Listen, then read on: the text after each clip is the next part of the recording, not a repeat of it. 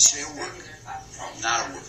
And I looked at the rest of the family, and they all looked away. So I said, well, this is obviously a subject that they don't want to talk about. So I dropped it. And the fact was that he, to the day he died, never said anything to anybody about that escapade. Because if he had, they certainly would have killed him. Because they had all this money, and they had Mussolini. Oh, by the way, they killed him. They shot him. And so when he was hung in the square in Milano, actually it was in the Piazza Loreto where they hung him, upside down with his paramour there. He was already dead. So they didn't hang him in you know, while he was alive. He was shot. They shot him. Does the general public know that he was already a sugar? There was controversy about it. They didn't know whether it was because he was burned and they were beating him and all that. So in those days they didn't do autopsies to, you know, look for a bullet hole. But was the cousin still there when he was shot, or did he just leave? No, he left. He left right there because when he heard his family, they were going to threaten his family. He knew they were serious, and he wasn't going to, you know, obviously. But you know, this is the way things actually work in the world when we're not living in the United States of America, when we have an army defending us in distant lands, and everything is politically stable. At least it has been up until now.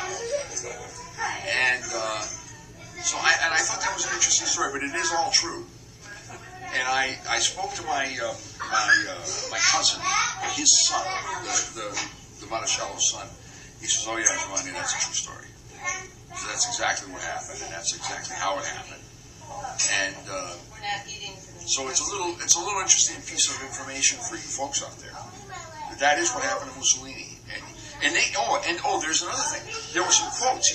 I said, well, do you know anything about the conversation that went on between Mussolini and the men in the shack? He said, oh yeah, he says, I do. He said, they told him that they were going to kill him. They said, well, of course, you realize that we can't let you out here alive.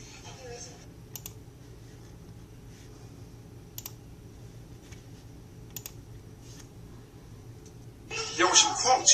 I said, well, do you know anything about the conversation that went on between Mussolini and the men in the shack? He said, oh yeah, he says, I do. He said, they told him that they were going to kill him. They said, well, of course, you realize that we can't let you out here alive. And Mussolini apparently said, well, yeah, I know, I understand that, I know that, you know. And when they executed him, they put a bullet through his head in the back, and they told him.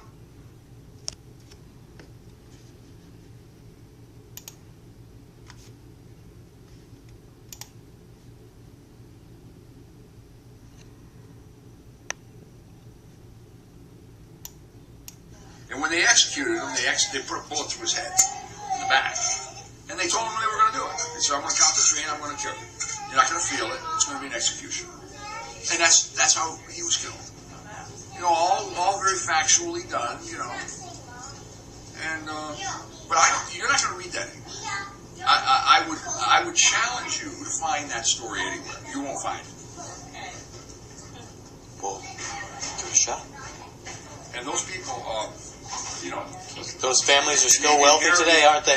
Inherited a lot, and they still got their families have those houses on Like if they shared the money, he kept his mouth shut. He should have gotten something, right? No, because they went through the trouble of finding him, and they risked their lives to find him, and they figured it was to them. But they all knew each other, and he knew they weren't kidding. So it's like, take all your friends, people you've known all your lives, you went to school with, people who are now married, have kids, and so forth, and you have a circumstance like that. Human nature would not be above treating you, or you treating them, I hate to say it, maybe not you. Thank you. In the same way, because money is